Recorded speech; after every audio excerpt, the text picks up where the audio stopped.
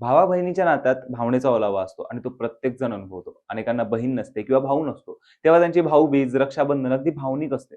पण भाऊ असूनही त्याला ओवाळता न येणं याच्यापेक्षा मोठं दुःख कुठे नसतं. अशीच एक अत्यंत दुःखद घटना घडली आहे उत्तर प्रदेशमध्ये. एका कुटुंबात 6 बहिणी आणि एकच भाऊ होता. पण तो भाऊबीजेच्या दिवशी अचानक मृत्यू पावला.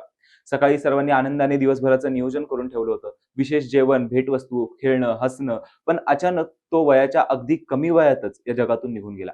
कुटुंबातील सगळ्या बहिणी आणि आई यांचं दुःख आणि शोक पाहायला अवघड आहे.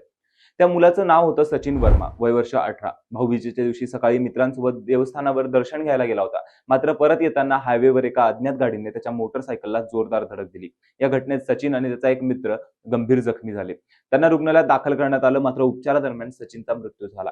सुरुवातीला त्याची ओळख पटत नव्हती, मात्र शोधाशोध केल्यानंतर त्याच्या घरच्यांना या अपघाताची माहिती देण्यात आली. सचिनच्या वडिलांचा 10 वर्षांपूर्वीच मृत्यू झाला होता. म्हणून घरची जबाबदारी सचिनने स्वतःच्या खांद्यावर घेतली होती. मात्र त्याच्या जाण्याने त्याचं संपूर्ण कुटुंब पोरकं झालंय.